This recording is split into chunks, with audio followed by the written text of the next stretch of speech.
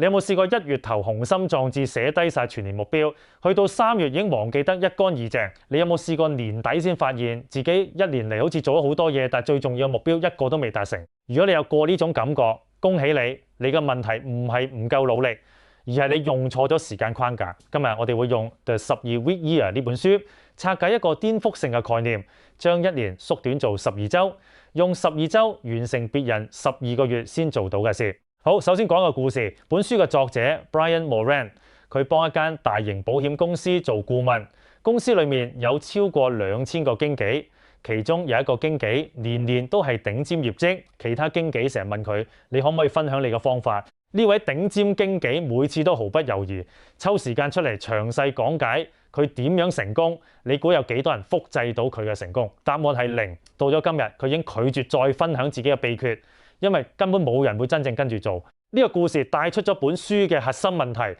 阻礙你成功嘅唔係缺乏知識，唔係唔夠聰明，唔係冇人脈，而係執行力不足。作者話：知識只有喺你使用嘅時候先有力量，偉大嘅想法如果唔被實施係毫無價值嘅。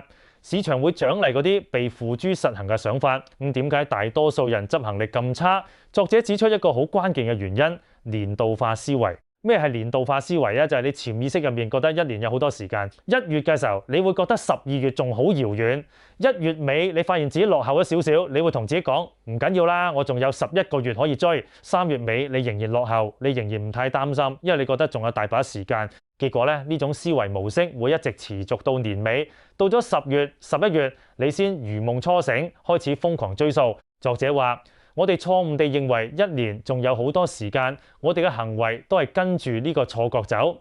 我哋缺乏緊迫感，冇意識到每一週、每一天、每一刻都好重要。書入面提到一個好有趣嘅現象，喺保險同金融服務行業，12月傳統上係全年最好嘅月份，第4季度通常佔全年銷售額嘅30%到40%。點解？因為年尾有 deadline。年終代表咗一條分界線，係我哋衡量成功或失敗嘅節點。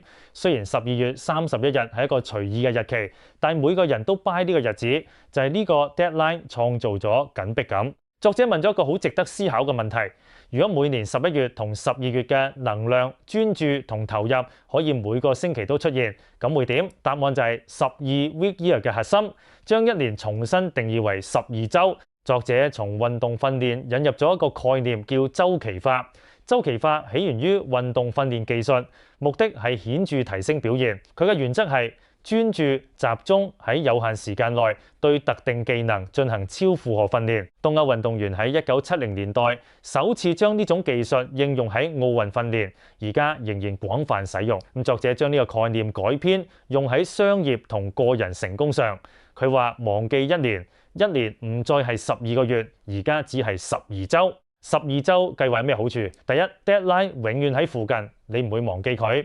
12週嘅時間範圍夠長到可以完成事情，又夠短到可以創造緊迫感。第二，逼你面對執行力不足嘅現實。喺12週入面，你唔可以有多過1-2個糟糕嘅星期，否則你嘅1年就毀咗。所以每一日都變得更加重要。第三，每12週就有一個新年。如果你經歷咗一個艱難嘅12週，你可以休息一下，重新整合，重新開始。如果你經歷咗一個強勁嘅12週，你可以喺呢個基礎上繼續前進。點樣開始？作者提出咗一個3部曲嘅每週例行公式。第一步，為你嘅1週評分。每星期你要評估自己完成咗幾多計劃中嘅策略。作者發現，如果你每星期完成每週計劃中85%嘅行動，你好大機會喺12週結束時達成目標。第二步，規劃你嘅1週。每週初期用15分鐘規劃下星期嘅行動。呢個每週計劃係你12週計劃嘅1/12砌片，只包含最重要嘅策略性行動。第三步，參加每週責任會議。呢個係一個短會，通常喺星期一早上舉行，大約15到30分鐘，唔係懲罰性會議，而係用嚟面對問題、認可進展、創造專注同鼓勵行動。研究顯示，參加同伴支持小組嘅人，成功率比其他組高近7倍。喬治真恩曾經講過，世界上冇所謂嘅自我成就者，你只會喺別人嘅幫助下達成目標。好，等我講個實例，等你明白呢個系統有幾勁。Anne Loveman 係休斯頓 Mass Mutual 嘅理財顧問，佢一直表現唔錯，但覺得自己有能力做得更好。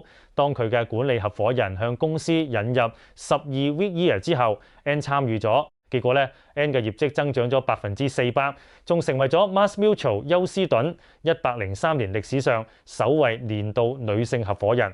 有趣嘅係 ，Anna 冇開始服務更有錢嘅客戶，冇簽更大嘅保單，亦冇擴大佢嘅目標市場。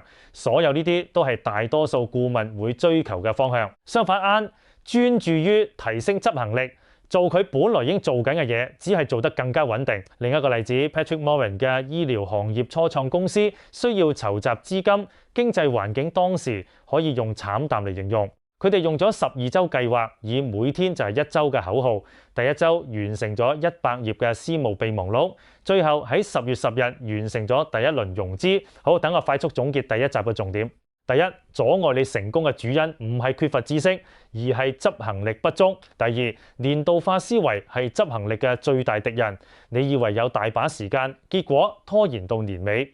第三，將一年重新定義為12週 ，deadline 永遠喺附近，創造持續嘅緊迫感。第四，每週例行公事3部曲，評分、規劃、參加責任會議。第五，同伴支持可以將你成功嘅機率提高7倍。有個任務邀請你參加，諗一個你而家最想達成嘅目標。將佢嘅 deadline 設定為12週之後，然後問自己：如果我只有12週，我今日會做咩？你會發現嗰個時間唔再係無限嘅時候，你嘅行動會完全不同。下集我會講第二個核心主題，點樣用績效時間重新掌控你嘅每一天。拜拜。